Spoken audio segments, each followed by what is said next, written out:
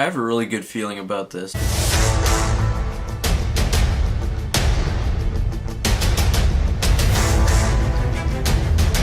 Hey guys, so I just watched Solo: A Star Wars Story last night. Didn't review it last night because it was way too late at night when we came back, but at least I wasn't as late reviewing this movie as I was reviewing Deadpool 2.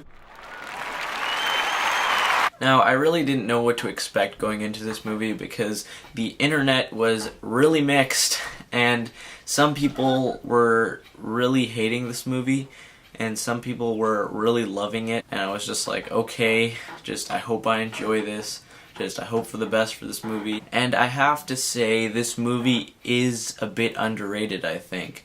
It is quite good. Now, it's not like one of the best Star Wars movies ever, not on Empire level by any means. I don't think anyone was expecting this movie to be on the level of The Empire Strikes Back, but I did really enjoy myself. So, in Solo: A Star Wars Story, Han Solo and the rest of his crew in this movie go on an adventure to get a thing for someone, and I'm not going to spoil anything because I can't really say much about this movie because online, when you look at the summaries for this movie, there really is nothing much that it tells you. So I'm just not going to say anything much either, and just be brief about the movie. So first of all, let's talk about Han Solo himself. Alden, I cannot pronounce his last name, but Alden last name is really, really good as Han Solo. He was very good to me. Now, he wasn't like fantastic. I didn't think it was perfect casting. I didn't think no one else could play the role except for him.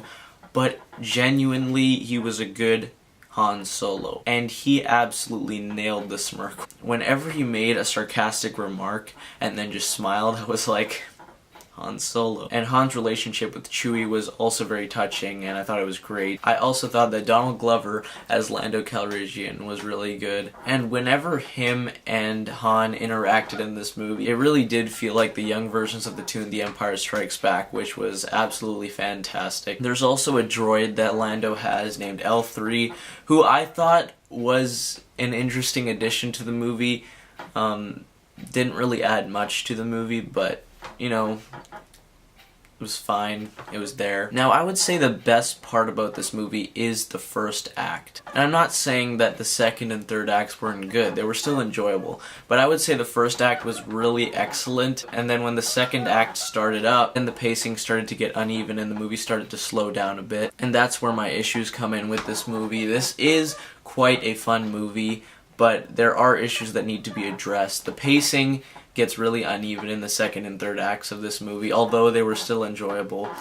And there is no real antagonist in this movie. Paul Bethany in this movie is a very generic sort of villain character, and I won't tell you what he really wants or what he's doing, but basically he is kind of generic, and I don't think he added much to the movie. And whenever he came on screen, he wasn't annoying or anything like that, but I feel like he was just kind of unnecessary. And this movie is predictable, but only to Star Wars fans, and that is the reason why I don't have a problem with it. If someone who has not seen the Star Wars movies watches them in chronological order and includes this movie in there, I think that it will fit well with the rest of the movies, which is why I don't really have a problem with the predictability, because only really people who have watched the other Star Wars movies will kind of know what's going to happen. Not exactly, but you know, you can kind of get an idea of it. But you know, it just kind of came out of order, so that's also the issue. And I've also seen people who have said this movie was unnecessary. Of course, we never really asked for a Solo movie, but I don't think this movie is unnecessary. It provides quite a bit of good fun. I do believe it is quite a good addition to the franchise. People have been saying that Star Wars is just becoming a money-making machine and all this other stuff. I don't think it's at that stage yet. It could possibly be with future movies just being completely out of the blue and just unnecessary. I think with this movie, though, it was good fun, and it was necessary, although it wasn't like absolutely needed. And Solo: A Star Wars Story also has some incredible action sequences. And people usually talk about the one on the train, which was good, but I feel like there was other really good action sequences in this movie to look out for.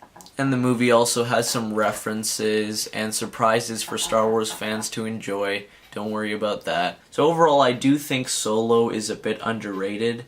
I mean, of course it does have problems with the pacing, and it wasn't a Star Wars movie people were dying to receive, but I think it is very fun, and it has some great Star Wars moments in there, and honestly, if someone who has not seen a Star Wars movie watches this, I think they will have a good time as well, especially if they watch the movies in chronological order. I do think this movie fits well with this franchise. I did have a fun time. Solo, a Star Wars story, to me is great, and I'm going to give it a B+. Thank you guys so much for watching. Please subscribe, like, and share. I'd really appreciate it if you did. And as always, have a great day. Peace out.